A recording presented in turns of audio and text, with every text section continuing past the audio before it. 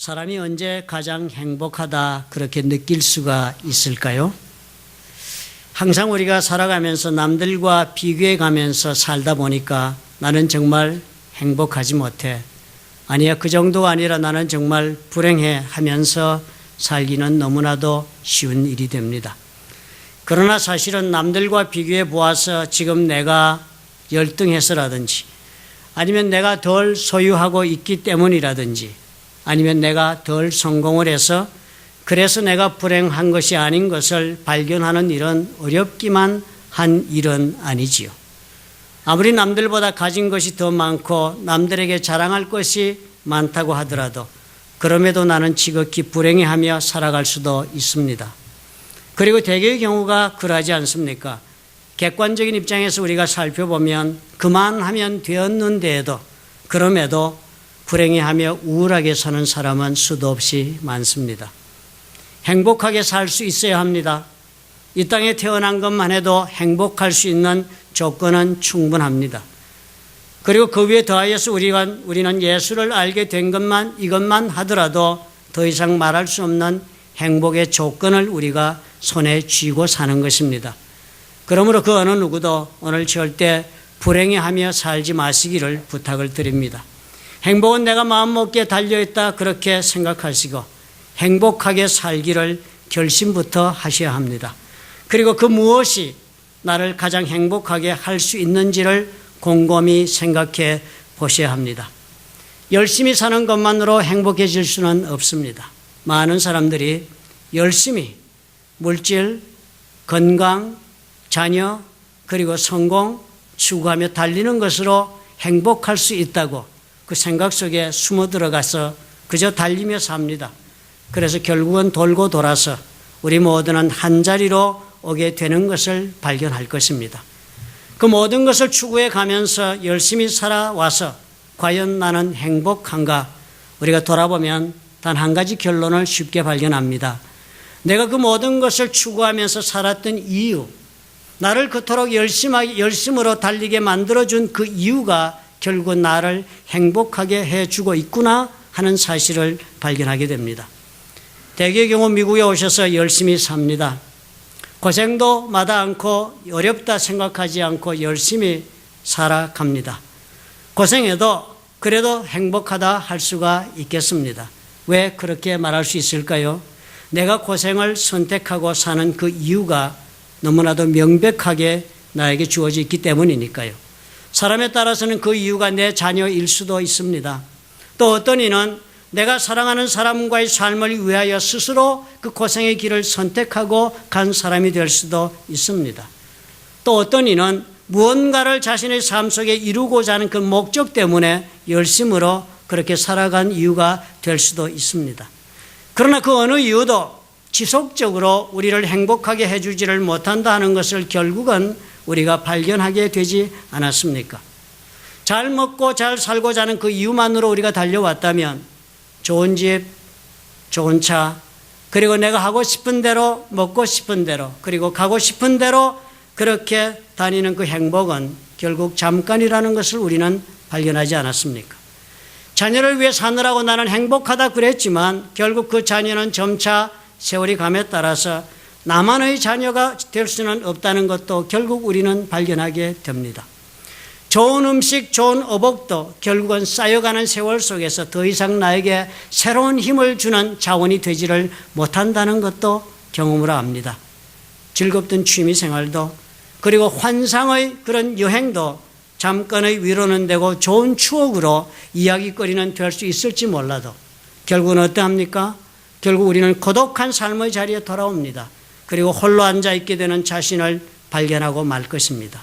우리는 결국 모두 이렇게 어떤 모습과 어떤 방법으로 어떤 경로로 우리 인생길을 걸어갔든지 결국은 우리 모두는 한자리로 돌아오게 되어 있습니다.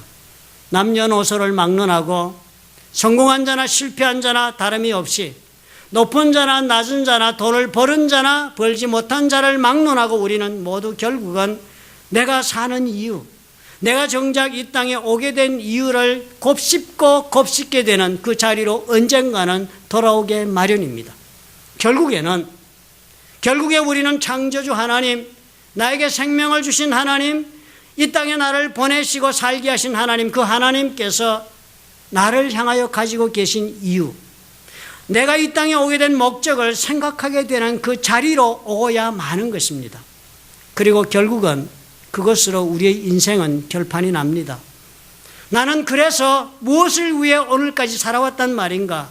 이 질문에 대한 답으로 우리의 인생은 결판이 나고 말 것입니다. 나는 과연 얼마나 하나님께서 나를 향하여 가지고 계신 그 뜻을 위하여 살고자 애썼던가? 이것으로 결론이 나는 것입니다. 다른 말로 표현하면 과연 나는 하나님에게 있어서 의미 있는 사람이 되었던가? 나는 과연 하나님에게 있어서 존재 가치가 있는 사람이었던가? 그래서 나는 얼마나 하나님이 원하시는 대로 내 삶을 쓰면서 살아왔던가 하는 질문으로 우리의 행복한 삶과 그렇지 못한 삶의 가름길에 서게 됩니다. 하나님 손에 쓰임받으며 사는 것이 그러므로 나의 삶의 목적이 되게 하십시오. 그리하면 결코 사라지지 않는 행복의 조건을 얻은 사람이 될 수 있습니다. 우리 인생의 모든 것이 이 목적 안에서 나를 기쁘게 해주고 나를 만족하게 해주는 행복의 조건들로 변화하기 때문입니다. 그렇게 살아가도록 그 목적에 따라서 그렇다면 지금 나의 하는 모든 일을 여러분 조정하십시오. 공부하고 있는 학생이라면 공부를 열심히 하는 학생이 된다 할지라도 무엇 때문에 공부하느냐고 그렇게 물으면 그래요. 하나님께 쓰임받을 수 있는 사람이 되는 준비하기 위해서 나는 공부한다고 말씀하십시오. 열심히 자녀를 키우고 그리고 가정을 위하여 온 삶을 바치며 살아온 것이 나의 인생의 보람이라고 생각하고 살고 계시거든. 그래서 사람들이 행복한 삶을 산다고 칭찬해 주거든. 여러분 대답하십시오. 나는 우리 가정이 하나님을 알고 섬기는 가정이 되게 하기 위해서 이렇게 열심히 삽니다. 나는 우리 가정이 나의 아내와 나의 배우자와 나의 자녀들이 나의 부모님이 하나님을 알고 하나님을 사랑하고 섬기며 사는 사람들이 되게 하기 위하여서 나는 이렇게 삶을 바칩니다 라고 여러분 말하십시오. 사업에 열심히십니까? 그리고 개인적인 일에 온 정열을 쏟아가시면서 여러분 살고 계십니까?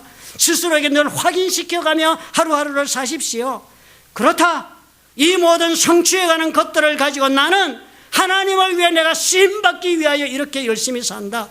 나는 하나님께 이 모든 것을 드리기 위하여 나는 산다라고 스스로에게 말해가며 여러분 살아가십시오. 그러실 수가 있다면 행복하게 사는 비결을 알고 사는 사람이 됩니다. 의미 있는 삶이 되기 때문이에요. 그런데 문제가 무엇이었습니까? 그런 생각을 가졌음에도 우리는 그런 우리의 처음의 생각을 오랫동안 유지해 갈 수가 없더라 하는 것 아닙니까? 마음에 누가 한번 작정해보지 않았던 사람 어디 있습니까? 오늘 이 교회 나온 사람 지나 예수 한번 열심히 믿어보겠다고 생각 한번 해보지 않고 온 사람이 과연 몇이나 되겠습니까? 교회를 수년 다니면서 내 하나님 앞에 열심히 헌신해보겠다고 생각조차 해보지 않고 다닌 사람은 과연 몇이나 있겠습니까? 우리 마음에는 소원이 있습니다. 세상 사람들에게 귀하다 쓰임받는다 해도 행복한데 하나님 손에 쓰임받으면 얼마나 행복한가 우리 알고 삽니다. 그래서 우리는 마음에 작정하고 그렇게 하나님 앞에 온 날이 있다 할지라도 매일 살아가다 보니까 어때요? 그 모든 생각은 더 이상 나를 이끌어가지 못하고 말았더라 하는 것이 아닙니까? 하나님 손에 쓰임받도록 그래서 하나님께서 나에게 원하시는 일을 나도 감당하는 그런 멋진 인생을 한번 살자 했지만 결국은 어때요? 어려운 일을 겪게 되고 그리고서는 포기하고 마는 내 자신을 발견하지 않습니까?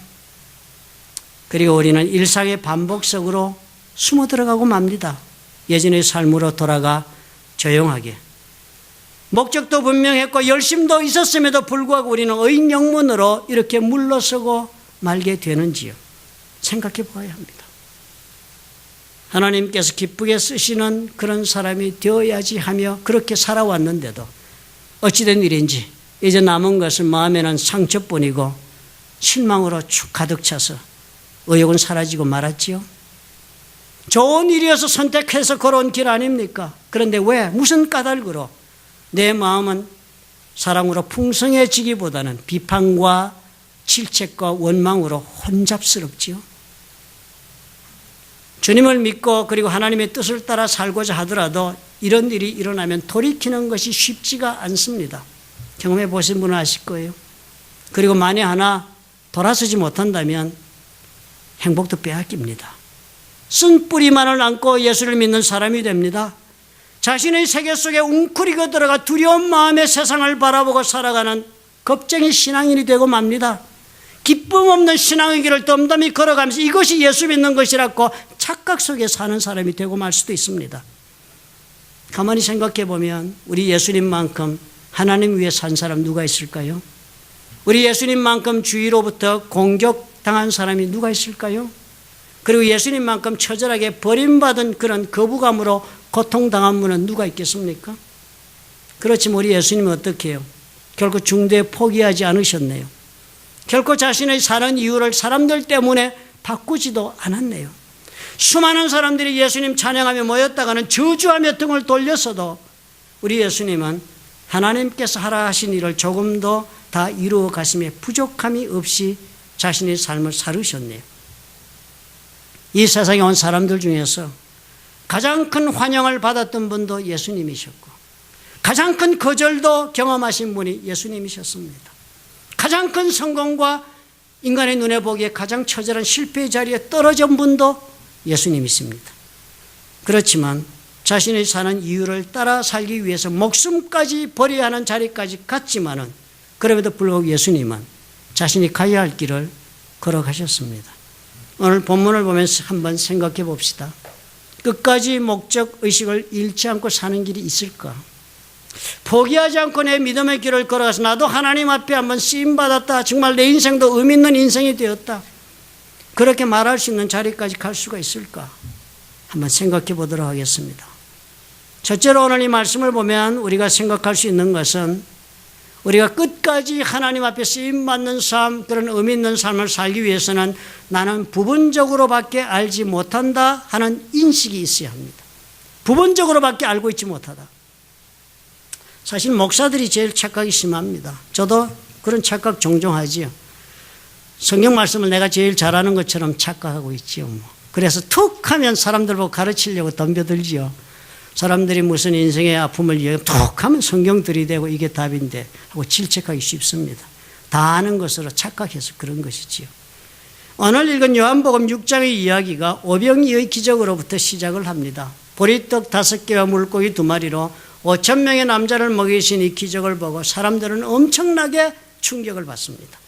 그 결과를 두고 사람들이 이렇게 반응을 했다고 6장 14절에 적었습니다. 그 사람들이, 그 기적에 참여한 사람들이 예수의 행하신 이 표적을 보고 말하되 이는 참으로 세상에 오실 그 선지자다 그랬다는 거예요. 참으로 이 세상에 오실 그 선지자다 그랬습니다. 사실 이스라엘 역사상에 하나님께서 보내신 선지자가 얼마나 많았습니까? 구약 성경에 기록된 선지자면 수도 없이 많습니다. 그 외에도 얼마나 기록되지 않은 선지자가 또 있었겠습니까? 한둘이 아니었습니다. 그런데요, 이 사람들은 오늘 이렇게 말을 하지 않았습니까? 세상에 오실 그 선지자다 그랬습니다. 그 이유는 모세가 저들에게 해준 말을 저들이 알고 있었기 때문입니다. 모세가 이스라엘 사람들을 가나안 땅으로 들려보내기 전에, 모세가 죽기 전에 모압 평야에서 이스라엘 백성들을 앉혀놓고 최후의 당부를 다시 한번 했습니다. 그때 모세가 이야기하면서 이제 가나안 땅으로 들어가 살 저들에게 이제 모세는 죽고 없을 터이니까 하나님의 말씀을 전한 구절이 신명기 18장 15절에 이렇게 기록되어 있는 것을 저들이 알기 때문이었습니다. 내 하나님 여호와께서 너희 중 내 형제 중에서 나와 같은 선지자 하나를 너를 위하여 일으키시리니 너희는 그를 들을지니라. 모세가 이렇게 말한 거예요.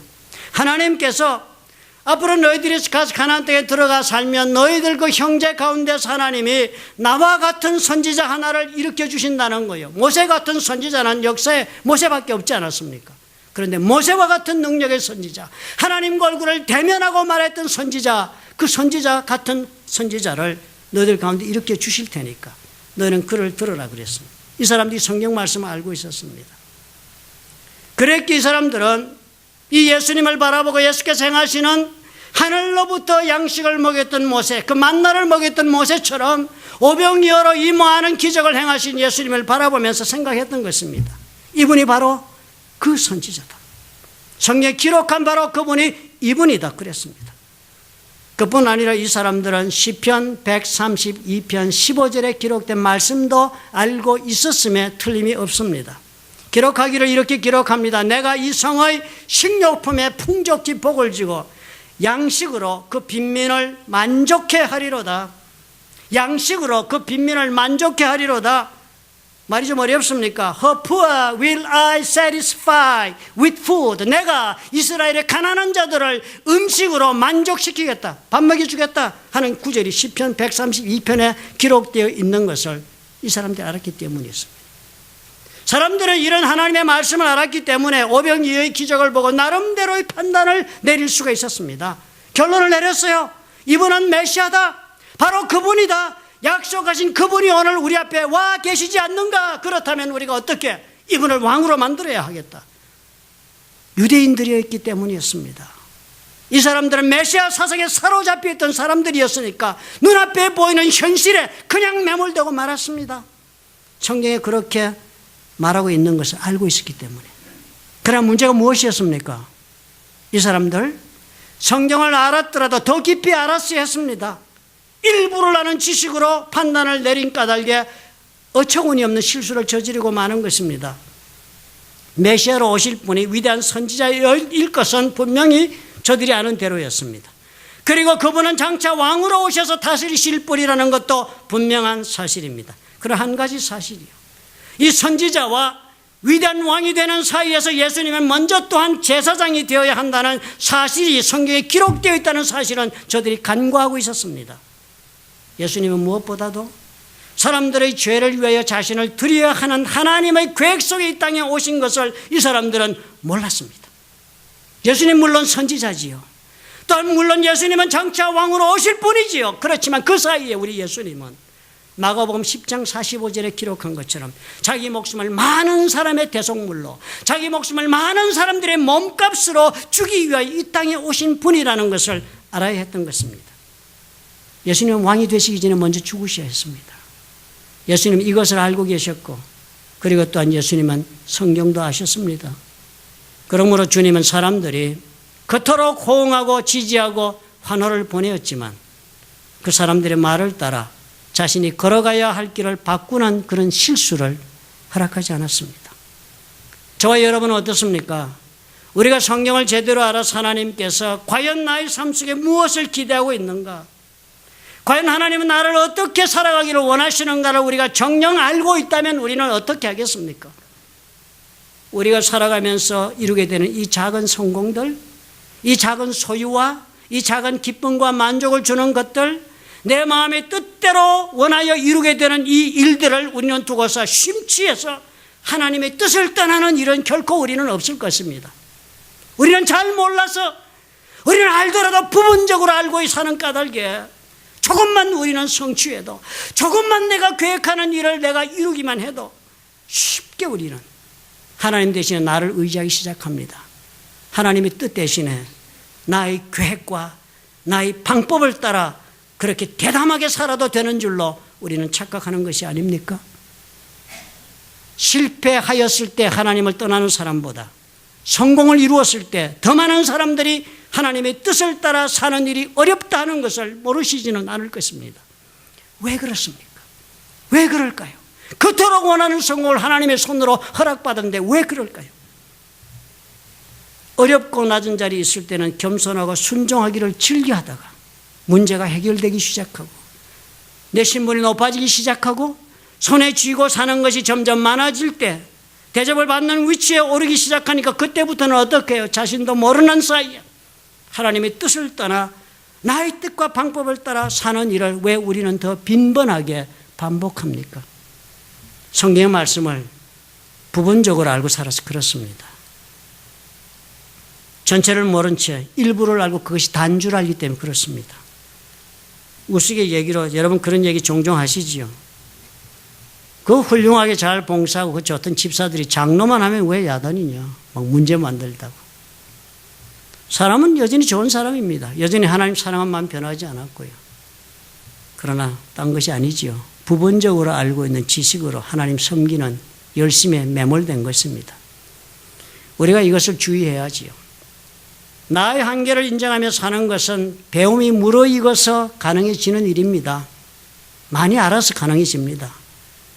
내가 모든 것을 알아서 판단하고 옳고 그름의 기준을 말하는 사람이 지금 내가 되고 있다면 벌써 나는 나의 한계를 넘어선 것입니다. 어쩌면 벌써 나는 그 조그만 성공에 스스로 도취하고 그리고 용기를 입어서 스스로 자만해서 하나님의 뜻을 떠나면서도 자신이 옳다 하는 그 의에 빠지고 있는 자신을 모르는 것입니다. 성경의 말씀을 조금밖에 알지 못해서 그렇습니다. 많이 알면 알수록 우리는 창조주 하나님 앞에 엎드리는 사람이 되는 것 쉬운 일입니다. 신앙의 길, 하나님의 뜻을 따라 사는 길, 하나님의 손에 한번 쓰임받아 의미 있는 인생을 살아보고 싶다는 소원이 있으시면 늘 이 점을 주의해야 합니다. 내가 알고 있는 것은 일부가 아닐까? 나는 지금 전혀 전체를 알지 못하면서도 입을 벌려 말하고 있지는 않을까? 쓰임받는 자에게 절대적으로 필요한 것입니다. 판단은 나를 쓰시는 주께 맡기고 오직 주께서 기뻐하시는 대로 나는 내 삶을 드리겠다 하는 나의 무지의 한계를 깨닫는 사람이 주님 손에 쓰임받는 귀한 사람이 될 수가 있다는 것 우리가 기억합시다. 두 번째로 자기 부인이 있어야 합니다. 자기 부인이 없는 사람과는 함께 살기도 어렵습니다. 자기 부인이 있는 자만이 하나님의 손에 귀하게 쓰임받을 수 있습니다. 쉬운 말로 자기 자신에 대해 죽을 수 있는 사람이 되어야 합니다. 오늘 예수님 보고 왕으로 삼아야겠다 작정한 사람들, 이 사람들 마음의 동기가 무엇이라고 여러분 생각 듭니까? 순수했습니까? 이 사람들? 순수한 동기로 그저 예수님을 위하여 자신의 온 삶을 드리려고 오늘 왕 삼겠다 했습니까? 성경이 그렇게 말씀하고 있다고 믿어서 이 사람들이 온전히 나왔습니까? 이 사람들? 나중에 이 예수님을 다시 찾아옵니다. 이 사람. 디베랴 바다 건너편으로 예수님이 갔을 때 그 예수님을 찾아옵니다. 그런 이 사람들을 바라보고 예수님이 나중에 이런 말씀을 하십니다. 내가 진실로 진실로 너에게 이르노니 너희가 나를 찾는 것은 표적을 본 까닭이 아니다. 떡을 먹고 배부른 까닭이로다. 썩는 양식을 위하여 일하지 말고 영생하도록 하는 양식을 위하여 하라 그랬습니다. 너희가 지금 나를 또 찾아왔구나. 아, 반갑다. 귀한 영혼들아 말씀하지 않았어요. 또 왔느냐? 온 이유를 나는 안다 하는 것이에요. 너희가 정말 내가 기적을 베풀고 사람이 떡으로만 살 것이 아니라 하나님의 말씀으로 살으라고 지금 하시는구나 해서 나를 찾아온 것이 아니다. 너희들은 내가 주는 것 먹고 배가 불렀어. 그것 때문에 나를 찾아온 것이 아니냐. 그렇게 살지 말아라. 주님이 그렇게 말씀하신 거예요. 그것 보니까 이 사람들 동기가 뭐였습니까? 사람의 마음속을 보신 예수님이 말씀하신 동기가 순수한 동기가 아니었네요. 이 많은 군중들이 예수님을 기꺼이 지지하면서 왕으로 삼겠다며 따라다니는 이유가 분명하네요. 예수께서 저들이 원하는 것을 주시는 한 저들은 순종하고 따르는 사람들이었다는 것이 아닙니까? 우리는 이 사람들의 마음속에 있는 동기, 주님을 찾아 따르는 그 동기가 무엇인지는 오래지 않아 내 삶 속에서 곧 발견하게 됩니다. 저들이 삶 속에 드러나듯이 드러나는 것입니다. 저들이 어땠습니까? 주께서 왕이 되는 것을 결국 거부하자 이 사람들은 태도가 돌변했습니다. 그리고 군중들은 때를 지어서 소리를 지르면서 로마의 총독 앞에서 주장했습니다. 마태복음 20장 22절 총독 앞에 예수님 끌려갔을 때 그 빌라도가 군중들에게 물었습니다. 그러면 그리스도는 예수를 내가 어떻게 하랴? 그랬더니요.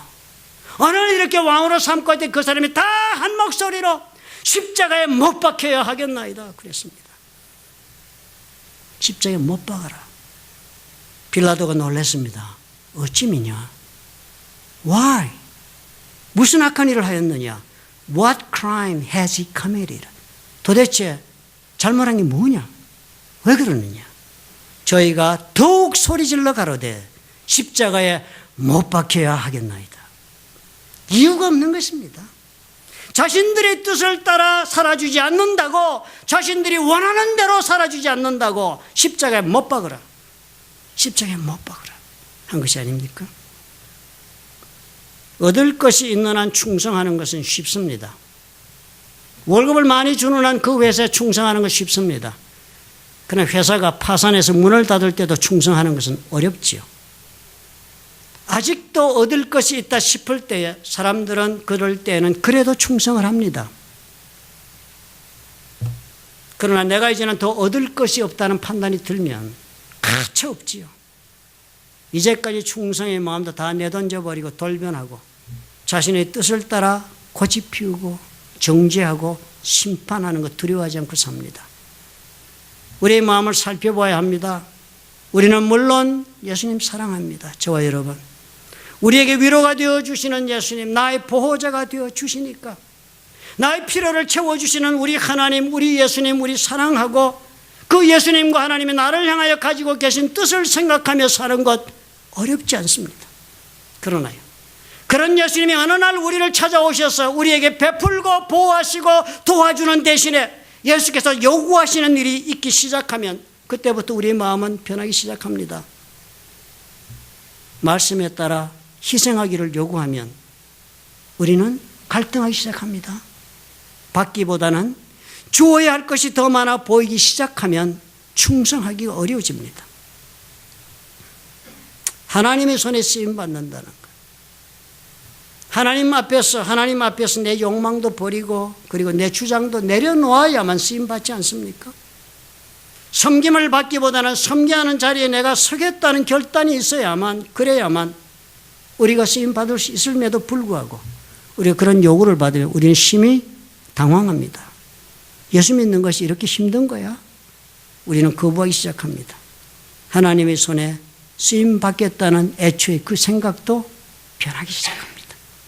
오히려 그동안 뜨겁게 달려왔던 신앙생활도 이제는 어떻게 해요? 급작스럽게 미적지근한 태도로 변하고 때로는 엄청난 희생을 내가 요구당하고 있다는 생각에 원망까지 하게 됩니다. 나를 내려놓지 않으면 이 길을 못 가겠다는 생각 때문에 마음속으로 저기를 품습니다. 때로는 분한 생각도 합니다. 성경 뭐라 가르칩니까? 로마서 6장 8절은 만일 우리가 그리스도와 함께 죽었으면 또한 그와 함께 살 줄을 믿노라. 부활하고 천국에 가는 것을 우리가 믿습니까? 그렇다면 한 가지 더 믿어야지요. 우리가 예수를 믿었을 때 그리스도와 함께 죽어야 한다는 사실도 믿어야 합니다.